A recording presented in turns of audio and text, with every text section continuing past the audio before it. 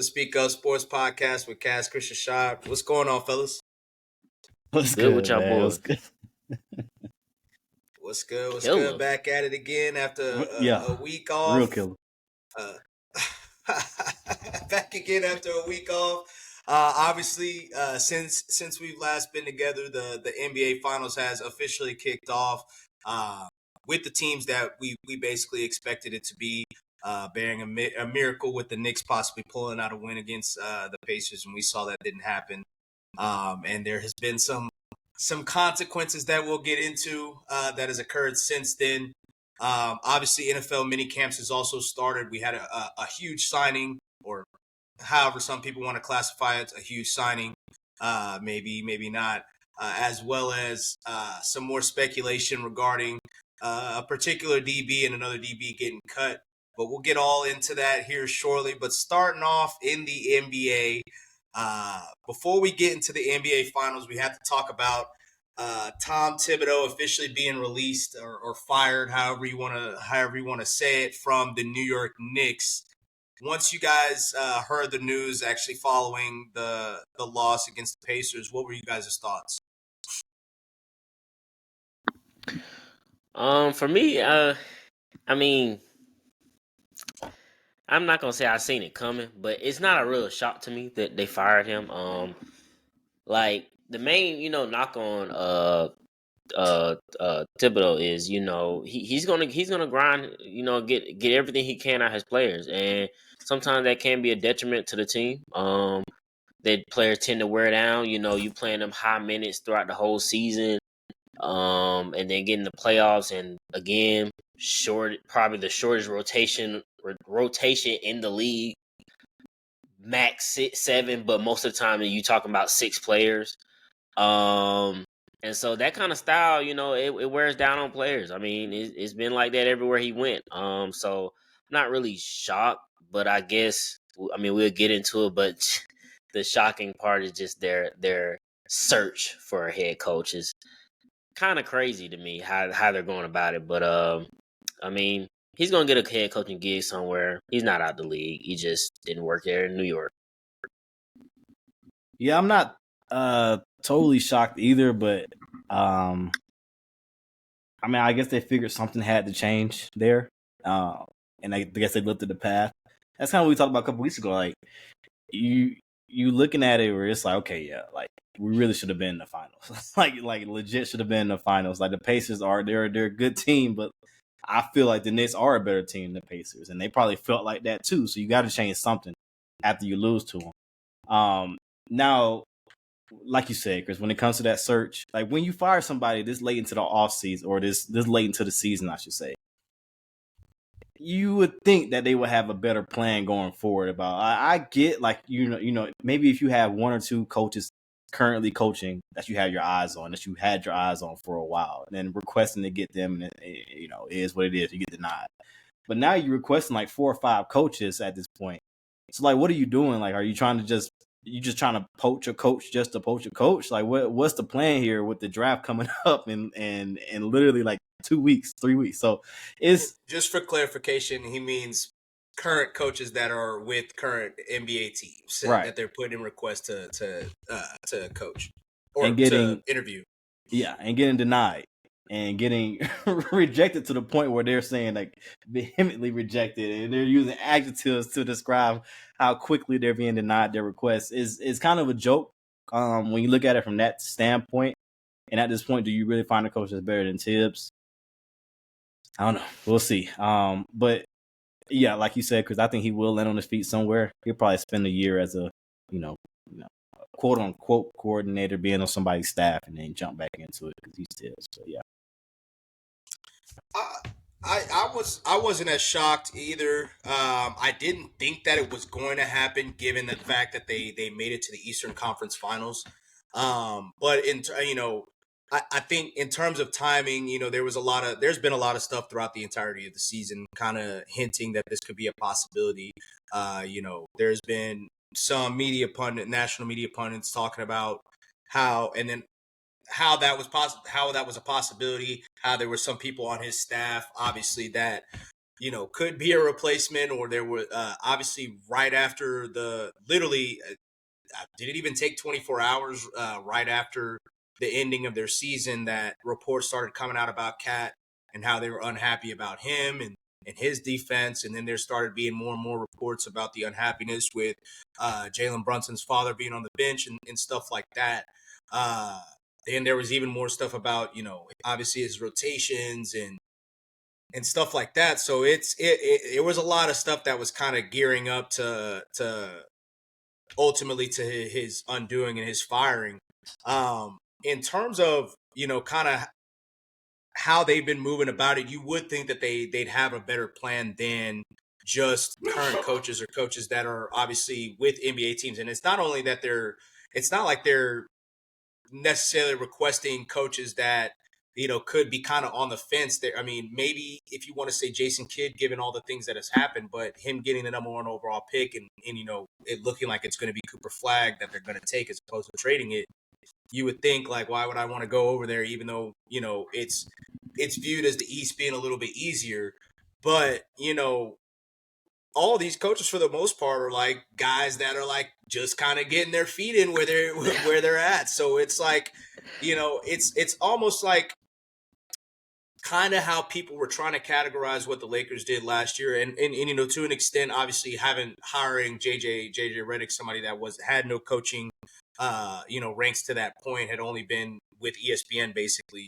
A lot of people were like, it's just they're trying to just be like, oh, it's the Lakers. It's the allure of the Lakers. It's the allure of Los Angeles. It kind of seems like the Knicks are doing the same thing where, I know people love Madison Square Garden, but the Knicks don't have like an allure. Like it's not what they've been talking about this, and obviously Stephen A has a large part in it, being a Knicks fan and being, the loudest voice in sports media. But, the Knicks, and, there's obviously been conversations. Shaq had mentioned that, you don't necessarily need to be in a big market anymore, which, that's neither here nor there. But people are trying so hard to push the New York narrative, and and that's been, basically since we've been growing up. Like obviously there's when the LeBron free agency class started, and that really kind of started the like free agency summers that people were looking at. It was always LeBron and Chris Bosh and KD. They want to come to the New York Knicks, and it never happened.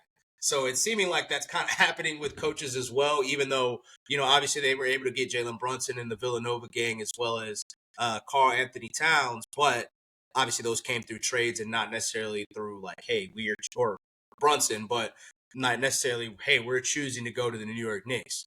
So it's interesting to me. I honestly don't know if Tibbs will end up being a head coach again because, obviously there's been a lot of talk about his rotations. I mean, this is his third head coaching stint that hasn't necessarily gone, that you could maybe argue that's a little bit underachieved. Obviously, maybe not the Bulls itself because, they were going against Miami and prime LeBron, but the Timberwolves for what they were and the talent that they had between Jimmy, Andrew, and Cat, they made the jokes about Cat getting him fired twice, but you could say to an extent they've kind of underachieved, especially given this year how everything's set up with both the Cavs and the Celtics getting out early.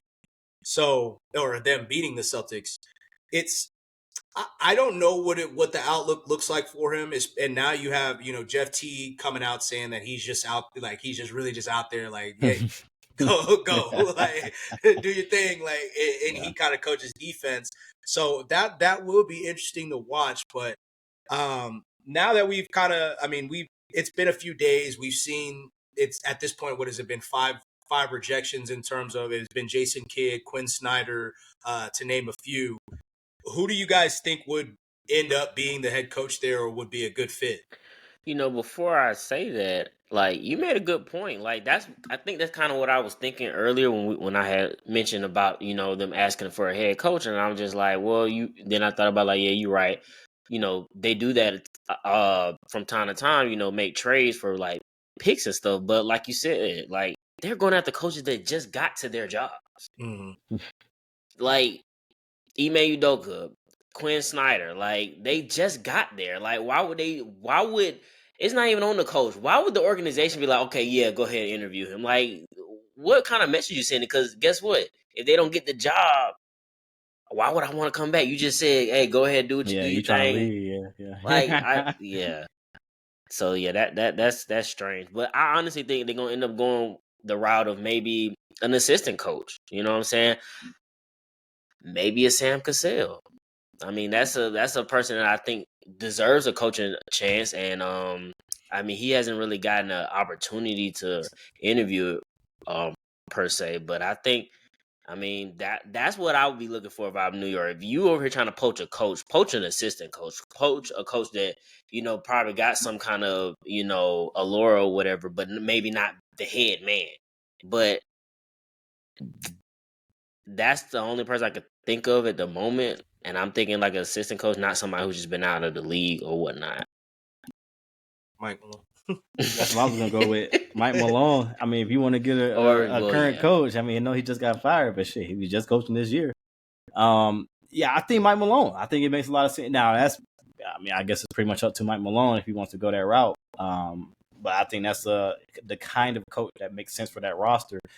Like you said, Chris, well, in contrast to what you said, again, like an assistant coach, I think that roster is more like ready to compete. And I think you want to go after a bigger, that's why they've been going after the names that they have been, instead of kind of starting over in a sense with an assistant coach. So I think that kind of makes sense to get a coach like Mike Malone, who obviously has the championship experience, obviously has the overall experience over a decade as a head coach, to get that roster going, because these guys are not young. Cat's not getting any younger.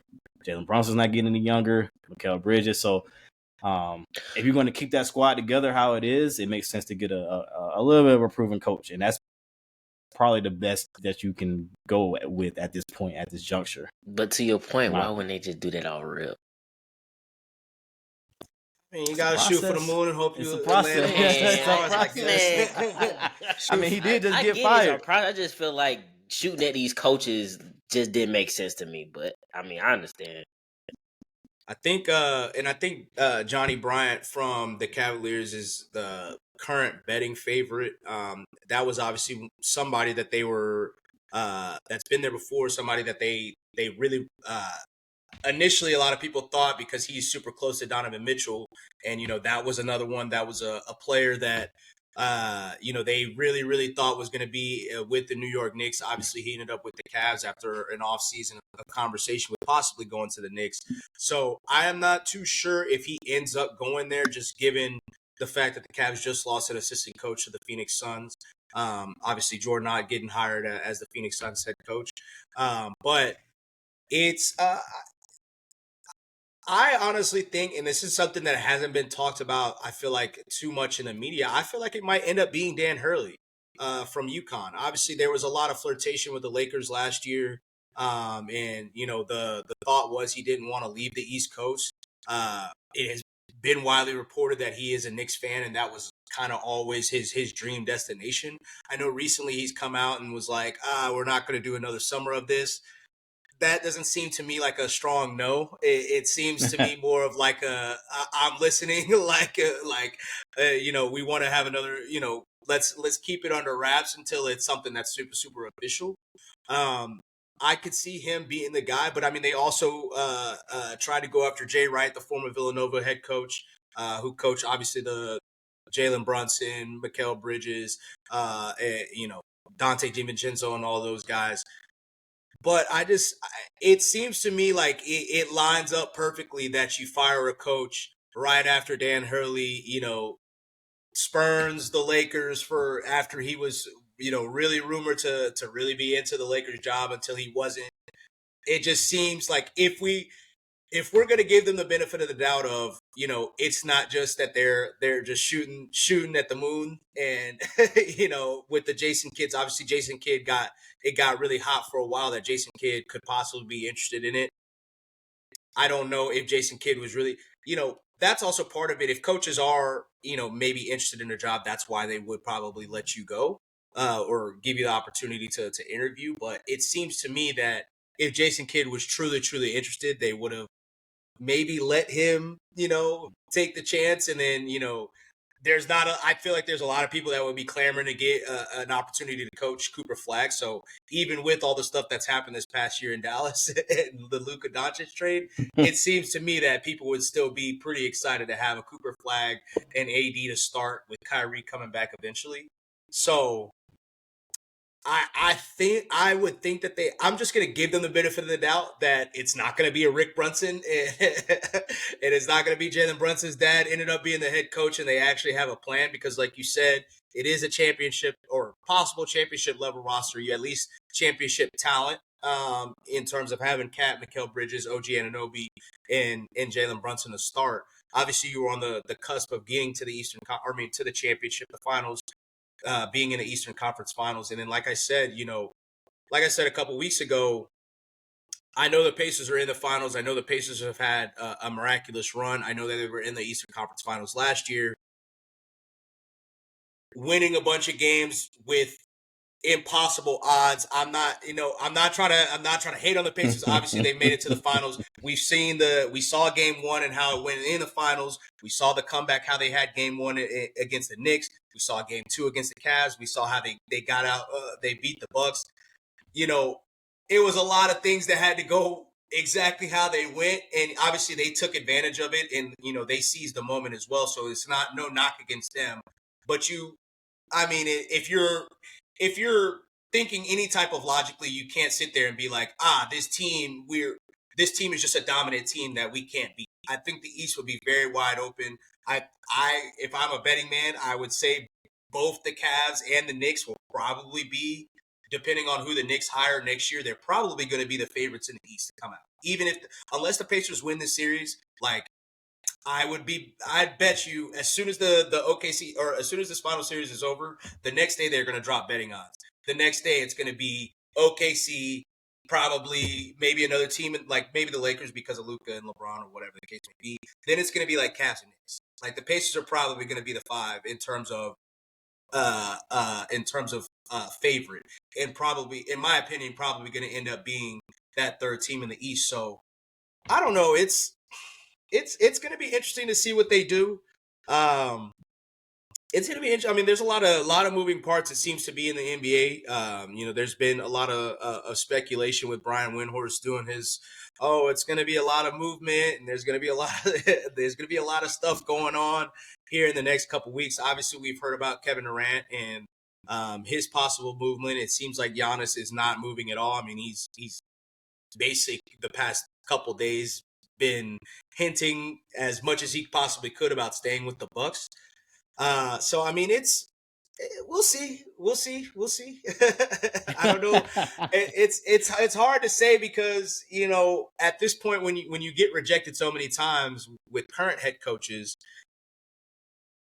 like you guys said, it seems like you don't necessarily have a plan. But sometimes it could be addition by subtraction. You could think that Tibbs is holding you back that much that it's just better to get rid of him and try to figure it out elsewhere. I mean, are we thinking that regardless of, not to say that coaching doesn't matter, but, next year, regardless of who their head coach is, I feel like everybody's going to still presume that they're going to be anywhere from the, 1 to like 5 seed next year in the East. Yeah. I don't think anybody's thinking that they're just going to have some massive drop unless some injuries happen. So I don't know. It's tough. But getting into it, I mentioned that Jordan Knott was obviously hired by the Phoenix Suns, something that really didn't get too much headway as head coach. How did you guys feel about that when you heard it? I'm glad they went that route. I'll say that. They've been trying to retread route for a few years now, going through Vogel, so it's like it's Mike Bud. So it's worth it to try something new. You did hear they did put out that there were reports that Devin Booker was highly involved in this. And if you want to just go that route, and just trust your star, keep him happy, it makes sense. So I don't hate it at all. I think that definitely solidified and kind of what they're saying, like, okay, yeah, we're going to just wash this and build this up. Try to get rid of Brad as best as you can, and then get rid of KD and trade KD somewhere. So I like the hire. I like the hire. I mean, I agree with that, Cass. Like we said before, like it just seems like always a a recycling of the coaches. There's somebody they gonna go here, they gonna go there, they go everywhere.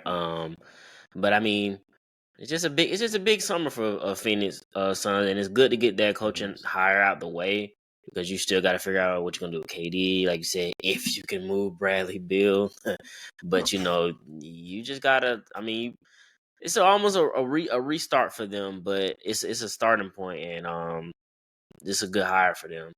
So I fuck with it. Yeah, and to me that it's kind of indicative to me of an actual plan. Like it's as opposed to obviously they recently had new ownership and the new owner kind of wanted to make his splash in getting Kevin Durant, obviously getting Bradley Beal, getting off of CP at the point in time that they did. But in part of that, like you did break up what was kind of something that was building really well, which in having Mikal Bridges and having Cam Johnson and It's a championship level roster. the issues that you had with DeAndre Ayton, obviously that was still he was still a major piece for what they were doing, and then obviously Chris Paul and stuff like that. But you mortgage your future getting a Kevin Durant that was obviously KD, and we've seen he's been going back and forth on Twitter saying, he's still been elite as opposed to maybe not his team being elite. But, it's still a guy that has been often injured. Even when he plays, obviously he's been playing well, but he doesn't not necessarily have had the same effect as he's been having pre-Achilles injury. So giving up Mikal Bridges, not to say Mikal Bridges is a superstar, not to say Cam Johnson is a superstar, plus all the picks that you gave up for that, it seems it backfired a little bit on them, and obviously, culminating the point that they end up getting Bradley Beal and then still didn't even make the playoffs, didn't even make the play-in. It's a little disgusting. So, at this point, it to me it makes sense for them to kind of reset in, like you said, having Devin Booker there. He seems to be bought in, seems to be involved. See what you can get for Kevin Durant. It seems like the Spurs are a heavy favorite at this point. Given the Spurs kind of options that they have, they can possibly give up. If you can get that second round pick or second overall pick, if you can get Stephon Castle, I'm not so sure that they would give him up for either of those up for Kevin Durant given his age. But if I'm the Suns, I would be like, look, we're Kevin Durant could possibly have you guys take you guys to the next level. You're going to have to give up something. It can't be, just the scraps of whatever team, and you still keep the second overall pick and the rookie of the year.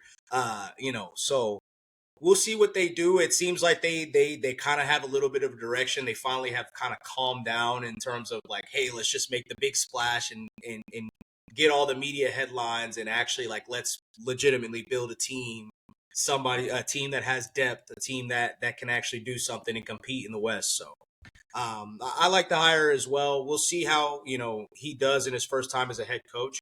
Obviously coming off a phenomenal season, or at least a phenomenal regular season with the Cleveland Cavaliers as well. So see if they can bring some of that offense and stuff like that and get Devin Booker. Because I mean, it also seems like Devin Booker is kind of, I don't want to say like lost status, because he did just come off of the USA run as well, getting a gold medal, and he was kind of really, really a key player for them. But it seems like he's kind of gotten overlooked in the shooting guard kind of hierarchy in terms of like how people, because I mean, obviously it's been the year of Donovan Mitchell and Anthony Edwards this year, so Devin Booker's just kind of been. He was on that trajectory when he went to the final. Like he was on that trajectory. He went to the finals, and then it's just just slowly going down, and putting up excellent games in the playoffs too. I mean, really everything for them since that finals. Because I mean, you also got to think they started off the finals up 2-0. and then it just losing 4 straight games, and then it's ever since then it's just been like slowly until this year really all kind of cratered. So, but yeah, we'll see what they do. We'll see what both sides do. I mean, it's definitely an interesting thing to kind of watch as the Knicks are kind of where the Suns were maybe a year or two ago. So, but getting into the marquee of the NBA season, obviously the NBA Finals, we are kicking off Game 3 later on tonight. The first 2 games have been quite interesting. Obviously, the first game was one of the greatest finishes that you could possibly have in an NBA game, definitely in the NBA Finals, with the second game being a lot of probably what we mostly expected or, hope that necessarily didn't happen. But through 2 games, given how OKC's played, given how the Pacers has played, how are you guys feeling about this series moving forward? And what are the chances that you give tonight's? Who do you give the nod to tonight in terms of getting the win? Man, I'm gonna give the nod to OKC tonight. I mean, shout out to the Pacers. I mean, they every game is never, they never quit. It's never over to actually hit 0 for them. But just watching how OKC play, like they play like they normally play, the Pacers have no chance. Unfortunately, they really don't, and I was rooting for them. I'm rooting for them still, but I feel like this game's gonna tell it all. And how they come out and play, but I think OKC gonna go ahead and take this one. At most, it'll probably go 6, but I mean, I wouldn't be shocked that OKC win the next 3. So, but I mean, shout out to the Pacers though. They're not gonna quit. I'll tell you that. Yeah, I mean that game 1 wasn't completely shocking. It was a great finish, one of the best finishes, like you said, Shot. But if you're looking at it, it's like, okay, we seen OKC do that just 2 series ago to Denver, just completely just give up the game, and they came up on top of that. They came out on top of the Minnesota series, obviously pretty clean. But look, this team is just. They're just better. It just is what it is. And especially if you're not going to get these Herculean performances. And everybody's talking about like, oh, Tyrese Halliburton needs to step up throughout the game. And it's all you hear. That's all you hear the quarters 1 through 3. Oh, he needs to do more. He needs to do more. And then quarter 4, the game 2 was a big, highlight of that. Where they were just saying, oh, Tyrese Halliburton needs to get involved. Well, really though, he does. I get that. But he also needs his teammates to play like they were playing in these last couple series, and they're not. Pascal Siakam is 10 for 26 for the series. You got guys that are, it's pretty good distribution across the board, but you need some Herculean efforts. This is the finals. Like, these guys got to step up, not just Therese Halliburton. That's not necessarily his game either. He's not going to go out and just drop 30 every night. That's not who he is. And they're acting like that is what he's supposed to be. And then, like, not everybody has to do that. They have to play like a complete team, like they've been playing this whole playoff series. I mean, this whole playoff run. But that being said, I still get a nod to OKC. I get a nod to OKC tonight. I think you do have a guy on their side and Shea that's going to get his 30 plus. Just book it. And then if you have guys like Jalen Williams, now I will say he's been hot and cold. He have a good game and he'll flail off. So he just had a good game. So it's highly possible he could fall off in this game, and the Pacers take advantage of that. But I'm gonna still go OKC tonight in Game 3. But yeah, I just think they're overall just a better team. Yeah, I mean, obviously they've been the better team all season, past 2 seasons really. And kind of like I said, a few weeks back, I felt that the Denver series was a big series for OKC because Denver was a team that probably should have never really been as close as they should. It should have never gone to Game 7 for them, but because of how good Jokic was, how good they were playing as a team, the championship medal, like, it gave OKC problems, obviously, especially with the comeback that they let up that kind of demoralized them a bit. But, they fought back. Even when they played the Timberwolves, they came and smoked the Timberwolves pretty well, but the Timberwolves had the huge game against them, where they beat the brakes off them. But, I think Game 2 was kind of indicative of more of their maturity in a sense, because, with the obviously the last game against the Bucks, that the Pacers, when the Pacers were playing the Bucks, the last game of the series is when they made their big comeback and they kind of demoralized the Bucks, and you kind of saw them lose energy throughout the game. The Cavs series, they lost their first game. The Cavs fought back even with the injuries, but that ending of the game 2 where Therese Halliburton ends up making the big shot to win them the game, you could kind of see the energy go away from the Cavs, and like that the mental toughness for them, where it was kind of lacking.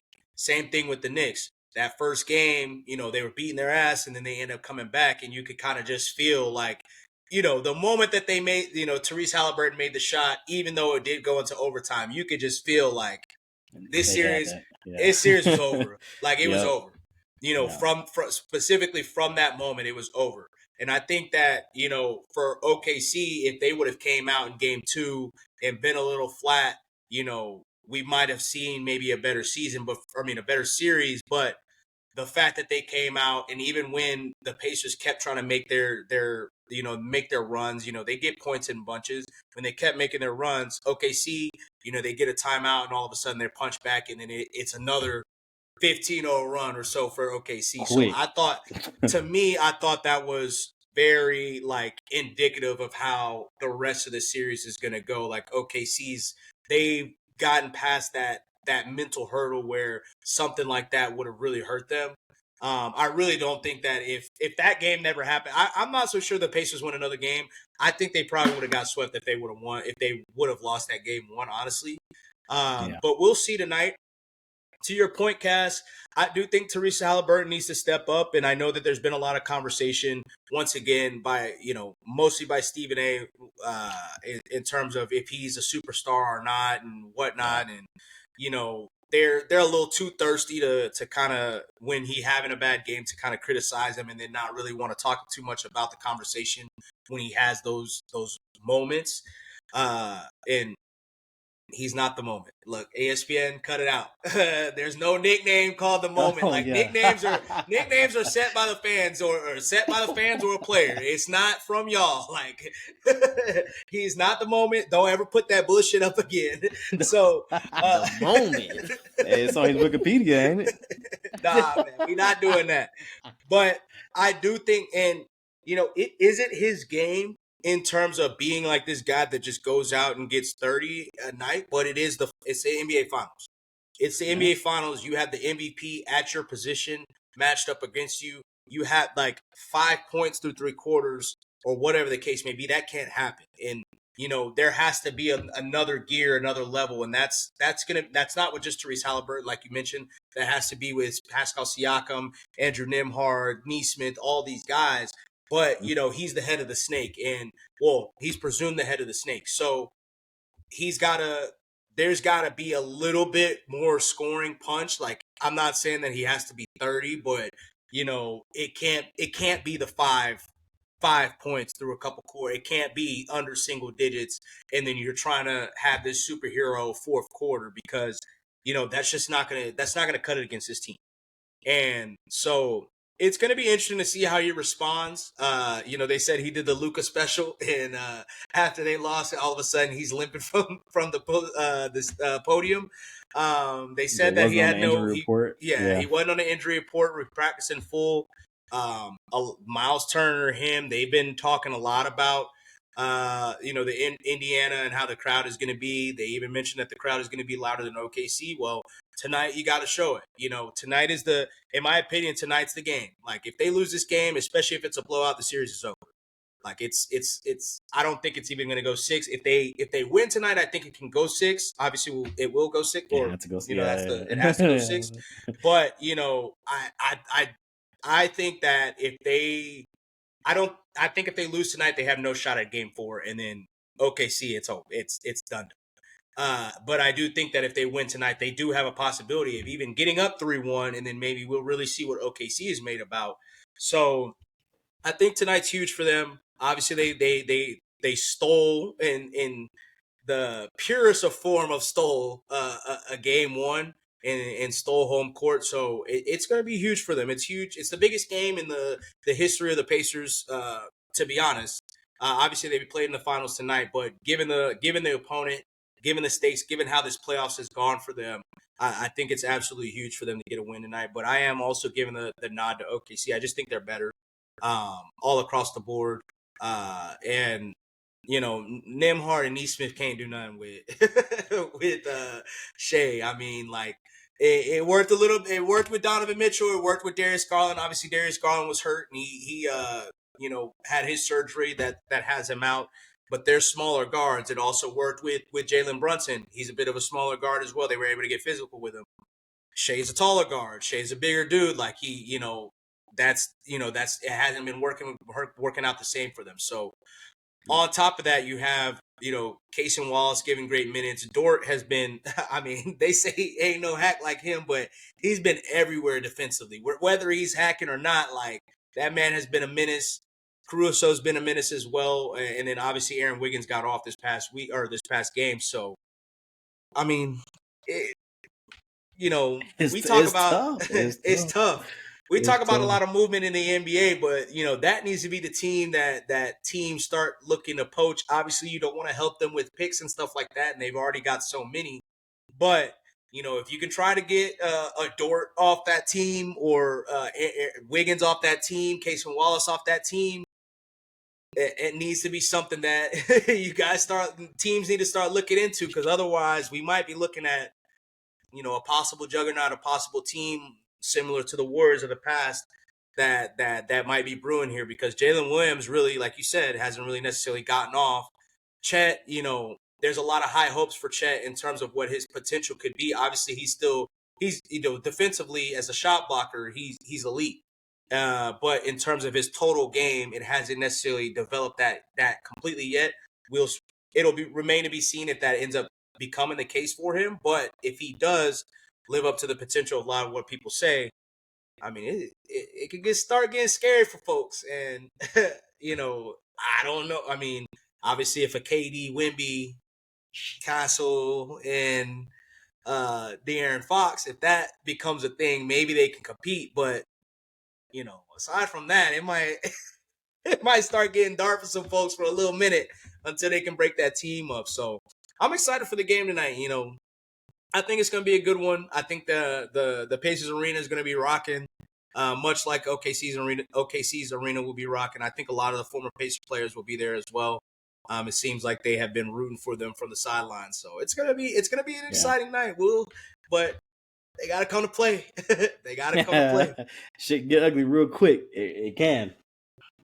It very much can, but given the performance of Shea through the first 2 weeks, the first two games, it feels like 2 weeks given the 3-day layoffs in between. Shit is a slow burn for real. Do you guys think that, given how Jokic has been, obviously he's been multi-time MVP over the past few years, as well as in the championship, do you guys think that Shea becomes the NBA's best player with a championship win if he keeps his play up to the standard that it's been?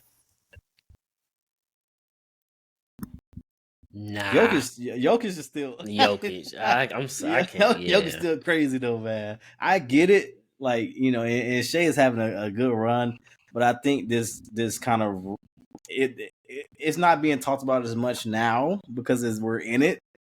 But once we get out of this shit and he wins this series, it's gonna be like, oh, it was the Pacers, and that's what's gonna hold him against him. And in a certain sense, there is some weight to that, in a way. Now, I will say it took as the reason he's scoring 36 a damn game. Like, yeah, he keeps that up, it's just amazing. But I still give the nod to Jokic. I just think he's able to carry a team as best as anyone can. So. Yeah, I agree. I think we also, I only mentioned Jokic, but I think that Giannis is kind of, for a lot of people kind of falling off the map in terms of people bringing him up, and obviously Luka as well, given his weight and stuff like that. But I do think Giannis should still be in consideration. We'll see how the Bucks and they shake their team up and stuff like that. Obviously with Lillard being hurt and going to miss the rest of next season as well. But yeah, I think I definitely think that it should, we can't dismiss it. I think given the record the past 2 seasons, especially this season, given the MVP this season, he'll probably be the MVP favorite as well next season. I think that, it's definitely a conversation that can be had, but Jokic, given the amount of things that he can do, the amount of things, the way that he impacts the team and the numbers that he puts up when it's absolutely necessary. I mean, the man could get you a 50, 20, and 20 game just like that. It's tough to say. It's tough to go against that. But special performances that he's been putting on, and I mean, it's he hasn't blinked, even with given all the with the Nuggets how they lost, initially, given with the even when we saw with the Timberwolves and they were talking about, we got the clip of him talking about, hey, like, we're getting smacked right now, but it's really like everything, went wrong for us. Everything went like perfectly correct for them. Like he hasn't That was a blinked, good and clip. that's been a good sign. Obviously people made a lot of jokes about him smiling after the Nuggets loss as well. But it seems like the team to an extent has also kind of followed, him and like how he's carried himself. Obviously we see how close they are as a team. So it's a good sign for him, and it's a good, he's definitely putting himself not only in the talks of best player in the league, but where we start having talks about him historically and legacy wise as well. So I'm excited to see how he completes this if he does end up winning a championship. But obviously he's got a couple games to get through. Yep. But finally, one last question for y'all. On the opposite side, I don't want to give Therese Halliburton or Pascal Siakam more credit than they probably deserve in terms of putting them in conversations that they probably shouldn't be, which I know some people will probably do. But Rick Carlisle, for him, how do you guys feel if they were able to pull it out, given the 2 championships that he would have, obviously beating the Heat and then, possibly beating the Thunder? How do you guys think that would look for him, and not only him, but the Mavericks, given how things have turned out for them and their stars over the past few years?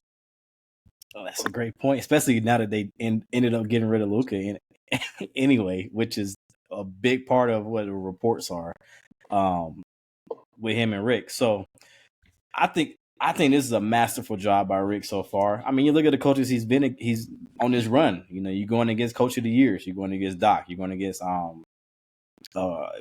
Kenny Atkinson is a new coach, but he obviously has the experience. Then you're going against Tibbs, and now you're going against the coach of the year from 2 years ago in Dagno. So if he's able to pull this off, it is a masterful job by him, and I think it does kind of put him in a different echelon from what he is now. He is respected, but it seems like ever since he went to Indiana, it's just like, oh yeah, Rick Carlisle's a good coach, and they're a young team, but now that they're here, you're looking at it like, damn, okay, now he got this team here, and he got a chance to win the championship against this roster, against that coach. I think this will put him in a different echelon. It has to, honestly. Mm-hmm. I mean, I feel the same way because, I mean, if you think about it, like, he took a team that I'm pretty sure wasn't on nobody's radar as being going to be a good team, and they've been good for the past 2 years. So for him to be able to take this team back to back to Eastern Conference Finals and then to push on forward to the finals, I feel like even if they don't win, this is a hell of a job by him. Obviously the championship is going to balloon him above most because you got 2 championships. But I feel like the difference between this one and that one, I mean, he had a generational player in dirt. So, sometimes they'll take that as, oh well, you had this 5-5 player. Is it the coach? Is the player? But like in this situation, I mean, you obviously people are going to, like we just said earlier about, is Tyrese a superstar? You know how they throw that around, but he doesn't have like just a generational player on his team. Like, he's putting everybody in a great position, and they're making plays. And I mean, hats off to him. He's doing a hell of a job. So, but to answer your question, a championship, that'll put him up there. Definitely think that it should put him up there. I mean, given the given the respect, no disrespect to him, but given the respect that a guy like Doc Rivers has off of one championship, obviously multiple championship appearances, but, getting multiple improbable, championship wins, or at least what we all thought would be improbable championship wins, I think that has to speak volumes, not to get too deep into it, but KD was kind of going back and forth with a lot of fans, like he typically does on Twitter, and he was kind of asking questions like, because people were saying his career has been a disappointment since he's left the Warriors, and he's like, well, shit, I've been putting up numbers, I made All NBA, blah blah blah.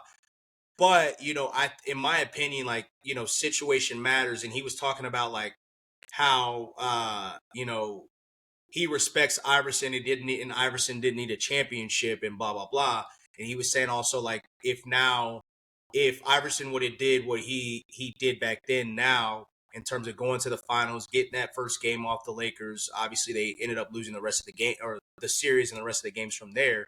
But like it wouldn't be revered. But I kind of disagree with that because I'm like, it was the moment. Like, even though KD, and I'll tie this back to Rick Carlisle. Even though KD was, a championship, and we all look at the game 3 shots that he had against the Cavs, one against one in LeBron's face, and then one just to kind of solidify their win. I believe like KD is more revered because of his series against the Bucks when Kyrie and James Harden got hurt, more so than he was because of the championships. I feel like that was kind of like the stamp for a lot of people that were like, this is like KD's moment, even though they lost. Like, people still talk about it, the toe or whatever the fuck the case may be. Same thing with Iverson. Like, the moment matters. Like, the moment that he had against the Lakers, even though they were an overmatched team, the step over, the game that he had, the performance, putting up the amount of points that he did, that mattered. And that's why, not only because he was a smaller player, but because he had that moment that kind of elevated him to the status, and on top of the cultural impact that he had. So I think that Rick Carlisle, just given the moments like winning, people will always remember, it's still talked about to this day, the Mavericks getting that championship, especially, obviously it's talked about in unison with talking about LeBron and talking about his failures and whatnot. But that's always a championship that sticks out to a lot of people. I think that winning this championship, especially given how the first game went and how OKC has been so dominant this season, I think, and then just in the entire playoff, run that they've had, given all the games that Tyrese Halliburton has come back and win, the comeback wins, stuff like that, the expectation, I think that it would speak volumes for him, specifically on a coaching level. And, Doc made the top 75. I don't see why he wouldn't be, the next iteration of coaches if they were to do, top 100 or whatever the case may be in the near future, given another championship. So that's the the storylines that the we should be talking about a little bit more, as opposed to what I was more say athletic. That. I was just gonna say that, bro. Who's more athletic in terms of what sport has the best athletes, and who's a superstar and who's not a superstar. I saw freaking Mad Dog said that KD wasn't a superstar today, so it's like, what are we even talking about at this point? It's been ridiculous, and having 2 full days in between games has not helped at all. And this is kind of the worst thing that you can do, like have happen for your sport. And I get like people still love basketball, people still gonna tune into the game tonight, but it could be so much bigger if you're actually talking about things like that instead of diminishing like people like. It's so bad. It's so bad. At this point, it's laughable, though. It's just like, yeah, is it ever going to get fixed? I don't know. I don't think so. So it is what it is at this point. But it's like these topics on these shows, I haven't even watched. To be honest with you, I stayed off of these this past week. I haven't watched. I haven't even watched First Things First, because it's getting to the point now where obviously we're in the dog days of football, so they're just making up shit to talk about. But as far as basketball, it's just we keep regurgitating the same shit about like, okay, who's a superstar, who's a not, face the league, da da da. It's like let's talk about something different. we haven't talked about. Nobody's talking about Rick Carlisle. Like nobody's talking Not too about much. what he's accomplished. It's people don't even know the head coach for the Thunder's name. People don't even know Mark's name. Like legit. A lot of fans don't even know his name. They never even talk about him or give him much credit at all. They don't talk about him at all. So it's like that part is ridiculous, man. That has to be fixed, but I don't know if it will. So I also heard the other day from a friend of mine. I ain't gonna say no names, but this individual was like, "Where did the Shea Gilgeous come from?" I was like, what do you mean? Where did he come from? Like the man was second in MVP last year. Like he was MVP this year. I mean, he's been a really good player since he's been in the league. But I mean, that kind of goes to show, like, just the marketability. The marketing that kind of has gone into the league and the players and stuff like that, even to the point, obviously there's been a lot of conversation about the trophy decals and the presentation, which has absolutely, in my opinion, diminished. I mean, there was a point in time that I was like very adamant that, I love the NFL more, but the NBA by far had the best presentation, best pregame, best postgame. I think to an extent, like with TNT, that has held for the most part, but obviously TNT is no more, and we'll see how that goes with ESPN, the NBA on TNT with ESPN mix or whatever the case they may be. But definitely the presentation of, the storytelling with the players and stuff like that has diminished, and it just needs to improve. So, everybody, it's like you're using all this extra stuff, and I'm not saying change the courts, but a lot of people have been like, you have this regular ass court, but for the in-season tournament, you have these colored courts and all this stuff. I don't think they should do that, but definitely something more. You can give us special jerseys. Y'all like to give stupid ass jerseys all the time. Give us a special finals jersey. Like do something like that where the presentation is better. I agree with you, Shai. It used to be like, okay, like I did like football more, but I like watching basketball, or I like legit. And it hasn't been like that. And it is a little sad, but we'll see how it goes. Such as like hopefully they keep saying NBC gonna bring back the vibe, so they better. Or and it's they keep saying that, but that also to me is even though we're kind of talking about the old days, it is bringing back to that's the problem that the NBA has right now, is that they're so focused on nostalgia that they haven't embraced the new age. And I think in part there's a part in mixing nostalgia with the new age that the NBA is really struggling with, and even to the point of logos, stuff like that, they've obviously gotten more basic. The jerseys have gotten more basic than what they used to be. So there's a lot of things that they need to change in terms of the presentation that can bring more excitement. But as you mentioned, we are in the dog days of the NFL. So switching gears to the NFL, we have officially, basically every team has officially started mini camps. Obviously, we've been going through voluntary OTAs the past few weeks. So there has been, we've seen some clips of teams, and, obviously early on, rookies getting on the field, rookies in their jerseys, new players in their jerseys and stuff like that. But Browns speaking of new players, we see the Browns keeping OTA stats as well for their quarterbacks.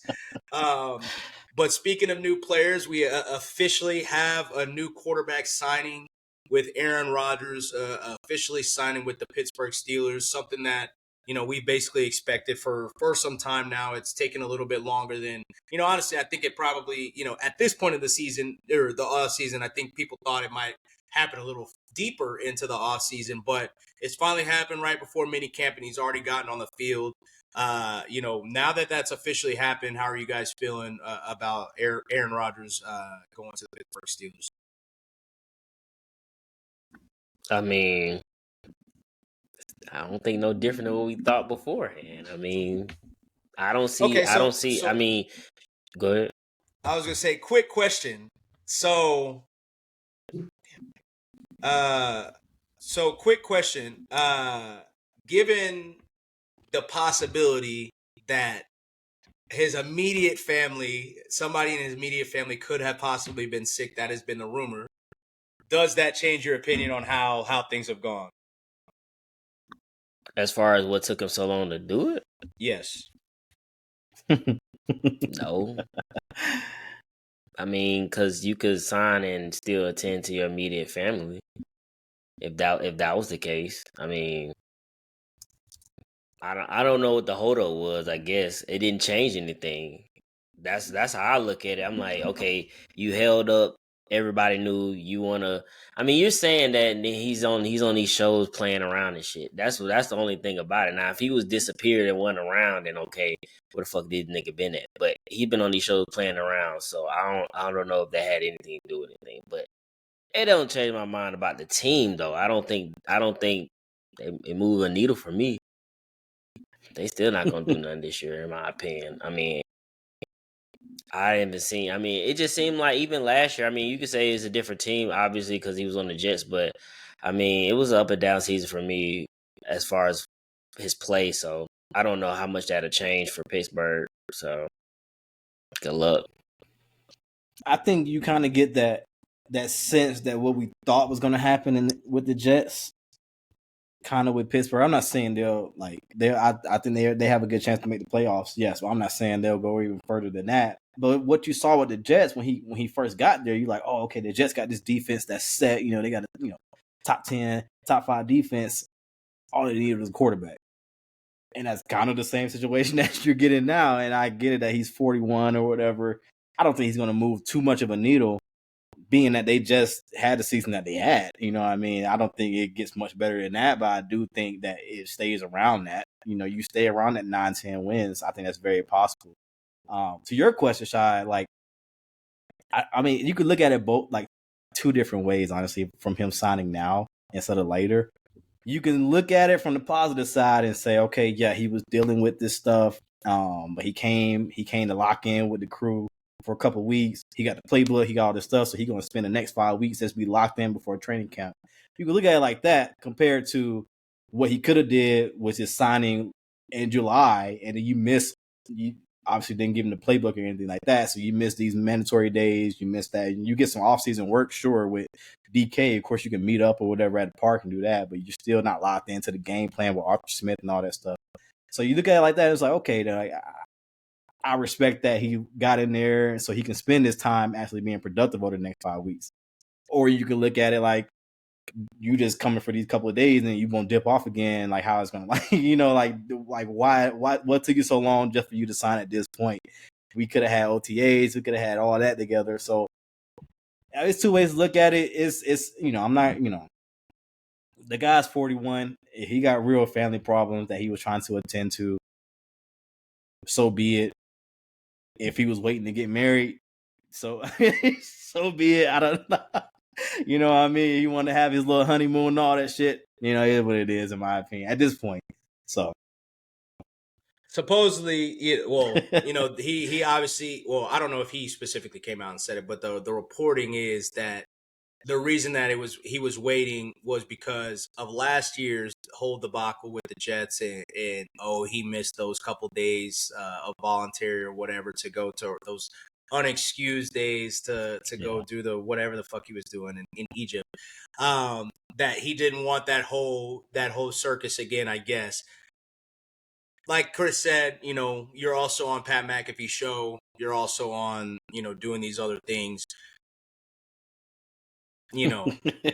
Should you be doing that, or that's neither here nor there. I mean, I guess there is a bit of we are policing him to an extent that is a little bit more than probably should, but there's also like a part of it that you've kind of brought on yourself, like in terms of how you've gone about things and in the past, and not only with the Jets, but obviously the last few years with Green Bay and stuff like that. So as Chris mentioned, if the play is not MVP level, there is some people just choose to be like, hey, look, if you're gonna do all this, like, I'm not trying to hear all this bullshit that you're not doing, on the field doing what you're supposed to do. But I think obviously it's better than Mason Rudolph.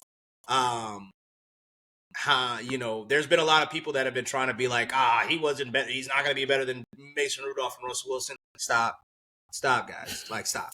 Like, that is one thing I'm not going to go for. Like, we got to, like, it's still a 4-time MVP. At the end Let of the Russ day, cook. at the end of the day, it's still a 4-time MVP. You know, regardless of how you feel about the man, like there's still some level of respect for the football player that you still have to have. Even when Peyton Manning was even more diminished, and Peyton's my guy, even more diminished than what Aaron Rodgers is. Obviously, he wasn't giving you the same off-field nonsense, but there was a level of respect that people weren't just dogging him like they are. Like, cut it out. Like, the Mason, the Russ, I can, kind of, give the Because Russ had benefit the of the stats doubt to here. kind of back it up. Yeah. Especially those first couple weeks, the Mason Rudolph stuff, like, cut it out.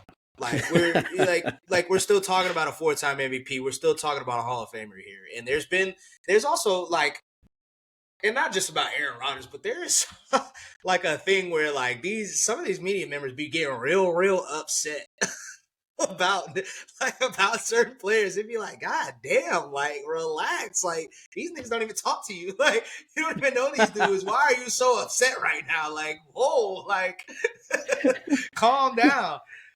So but I do think that if they didn't miss the playoffs last year with Russ, if they didn't, I was just thinking about that.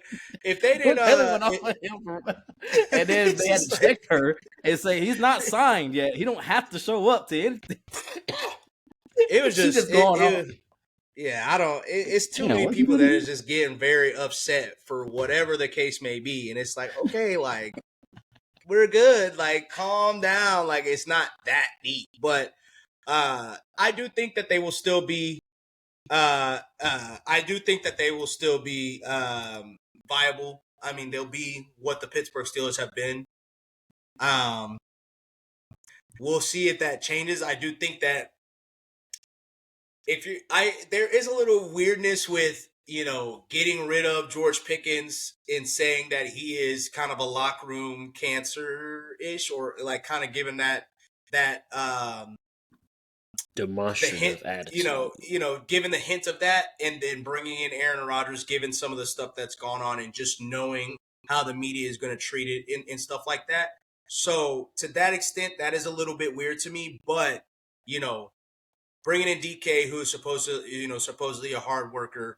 Obviously, he was demonstrative a little bit on the Seahawks. He did kind of explain that in some of these offseason podcasts and stuff like that. I do think that could be a little bit better for morale. It seems like some of the shots. I do put a little bit of credence into that there was something legitimate going on with Aaron Rodgers, given the fact that it seemed like at the beginning of the offseason, some of the older Pittsburgh players were kind of like taking shots. And then as the weeks have gone on, it's seemingly more like maybe there was a conversation had or something where they're just like, they calmed down off that, and they were like, okay, we're good with waiting. So that is another thing that I kind of like. I thought about it, was like, because Cam Hayward, even though it wasn't necessarily like super bad, like him and TJ Watt kind of had some things that could have looked like, you sure you want this guy on your team? So I think what made it worse was the fact that the report came out that the decision was going to be made whether they was going to draft one, or if they weren't going to draft it, then it was going to be Aaron Rodgers for sure. And once they didn't draft presumably Shador, everybody like, okay, it's clearly Aaron Rodgers, and it's like, okay, now what? What are we waiting on? This is what y'all told us, or this is what was leaked in report. And that's the problem with, like, when you get the leaks and stuff like that. And like you said, it could have been a situation where he already told him, like, hey, I got this going on. I can't do that right now. And then their players in their mind, like, I thought you said he was supposed to sign. Then, like you said, I mean, obviously a conversation might have been had, and it's like, okay, well, we'll be quiet right now. Yeah. But I do think that they need to go ahead and get that TJ Watt situation fixed as well. Let's go ahead and take care of the guy that's kind of been carrying us for the last few seasons. But it's going to be interesting to see how he meshes with Arthur Smith. I do think that they've kind of some of the young guys that they've gotten on the offensive line will definitely be a little bit better than what the New York Jets were looking like last year. Obviously, I think, well, not obviously, but DK, I think, is better than Garrett Wilson and better than Devontae Adams at this point, as well. the Calvin Austin being receiver 2. I would have liked it a lot better if it was receiver 3 and George Pickens was receiver 2. But I understand. You're watching a guy not really run routes when he's not getting the ball and stuff like that. Getting that guy off the team. Even though I do think that he's very, very, very, very, very, very good. But we shall see how that plays out. But before we sign off here, we got a couple. Obviously, there's been a lot of rumors about the Jalen Ramsey stuff, and we talked a little bit about it. But we talked about Jair Alexander a little bit earlier in the offseason, and it didn't seem like things were going to go the way that it did. Even talked about him possibly last offseason as well, but he has finally been cut from the Green Bay Packers. Before we sign off, both landing spots for both guys. Where do you guys think that either guy lands? Yeah, it's interesting. For Jair, I think he's going to stay in the division and go to the Vikings. That's what I'm gonna pick for Jair. And for Ramsey, I mean, this one's tough because he's got to be traded, and so you got to find, takes two to tango with that. I mean, you said it before, Shai. That's probably the more likely destination. Just going back to the Rams. But I'm gonna just throw a wild one out there. He's gonna go back to his original place, to Jacksonville. Maybe we'll see. That'll be interesting. Hey, that secondary will be. So I'm serious. I mean, I wouldn't hate it, but I think that kind of stunts what you're trying to do with Travis. But I mean, we'll see. We don't really know what they're trying to do with Travis. We don't know. I mean, it seems like he's going to be mostly receiver with a little bit of time at quarters. Yeah, we'll see. But then there's been like full practices where he's playing DB. Well, I mean, we'll see. We'll see. We'll see. But it's hard to tell because he's playing everywhere too now. He's not just specifically outside anymore. So, but then they also got who the Jaguars got. They got a slot corner. Who they get? Jordan Lewis in the slot. So, I don't know. We'll see. But I don't hate it. It's funny how Jair gets released and like all the media is like, oh, he's going to the Eagles. He's going to the Eagles.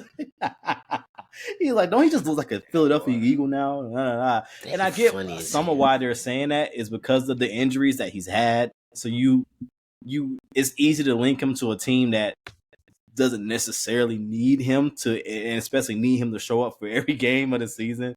So a team like the Eagles makes sense from that standpoint. I don't think that happens. It's interesting to see how much he's looking for. We don't know exactly what the restructure with that he was trying to get with the Packers was looking like. So, and it's probably not going to happen on the open market. He might find himself looking for a 1-year prove deal and kind of see what's going on from there. But for Jair, man, I do like the Ravens fit. I don't know how feasible it is, but I do like the Ravens fit, and I feel like, and, of course, there was the cryptic message, from Lamar saying like, "Whoa, he posted some gift or something like that." And it's like after he got released, I think him going to the Ravens allows them to be more, be more flexible on their back end. For Jalen, I really like the Panthers fit. If the Panthers are really like trying to go for it, like for real, I know they're in my division, so it really fucked them. But if they're really trying to go for it, they can't have Mike Jackson or whatever fuck out there being here. I mean, you gotta have more out there in your backfield, your defensive backfield. So I like the Panthers fit. I'll let you talk about the Rams, but I like the Panthers for Jalen and then Ravens for Jair. Yeah, so I mean, there's a lot of teams obviously that could use some corner help at this point in time, and we don't necessarily know. The thing about Jalen is that he's a little bit of a unique situation because you don't necessarily know if he's looking to be outside or what teams are targeting, because that also depends, how you value him and what you want to trade for a safety slot is a little bit different from an outside corner, so that makes it. And then obviously the Jair has been often injured in the past few years. So I know a lot of people have been saying it kind of complicates things with Jalen. I don't know if it necessarily complicates things with Jalen because you still need corners. Like everybody needs DBs. Like that's just the case of it. So I also think that Jair is going to go to the Ravens.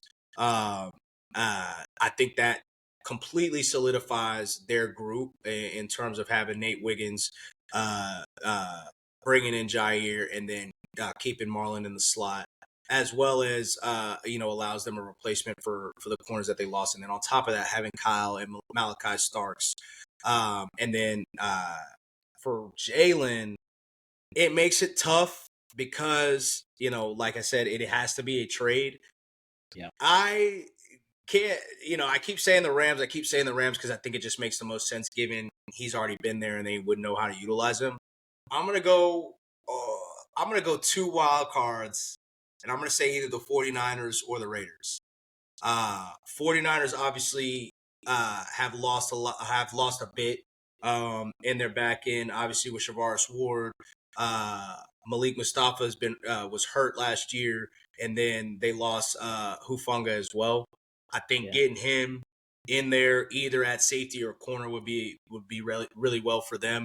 And then the Raiders, obviously, there was a lot of I thought that they were going to get Will Johnson for sure, especially when he started slipping into the second round. I thought it just made too much sense.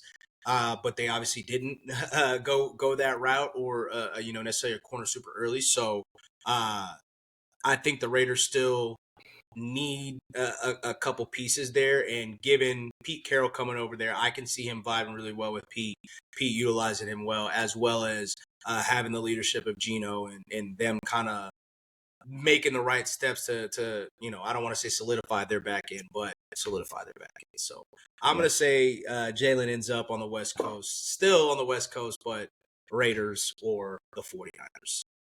I like the 49ers see Jair going to the Raiders as well. He seems like a little bit of a Raider.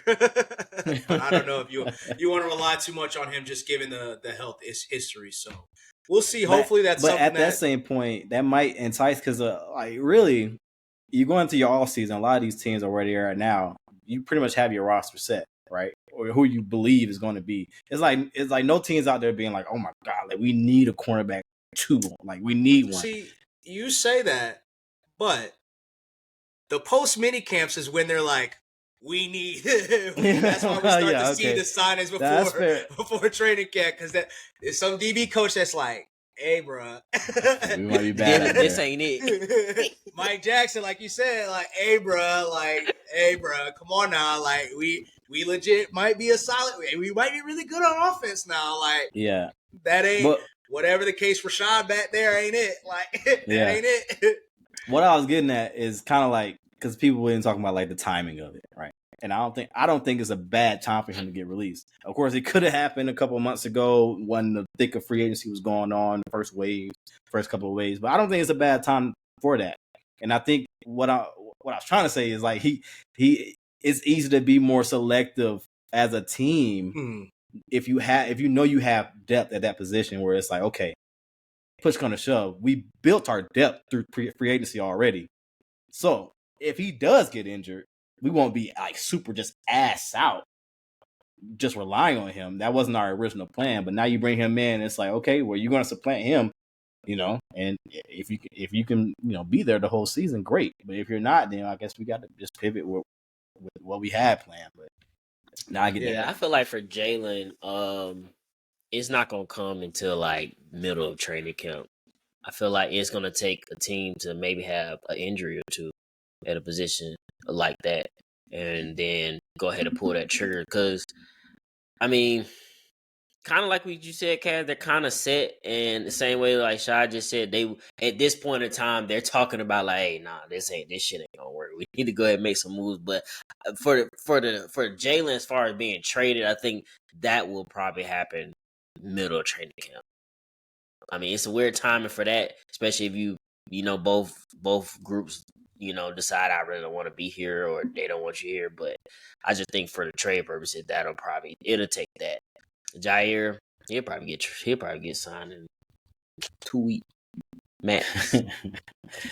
We'll see. But it's my only pushback on that one is it really seems like him and Mike McDaniel don't like each other. I don't know if y'all seen some of the Mike stuff McDaniel. The other day. Mike McDaniel don't ever talk like that. So he's over it. But it's top of the line. He's going through his bullshit, so I get it too. But Yeah, so I don't know. We'll see. I'm excited to see where both of them land. Obviously, those are two big names. And I know a lot of people are kind of down on Jair right now, but I mean he's still only 28 years old. A lot of his injuries have kind of been more freak injuries than it has been just like, which the freak injuries are injuries as well. So I mean, injury prone is injury prone. So I'm excited to see how it all plays out, and I'm excited to get a little bit more clips before we get into the real dead period of the summer where it's no hockey, no basketball, no football. It's just straight baseball and a lot of bullshit takes. So we'll see how that goes over the next couple of weeks until we get into training camp. But we will catch you guys next week and see if we got a winner in the NBA Finals then. See you then. Yes, sir.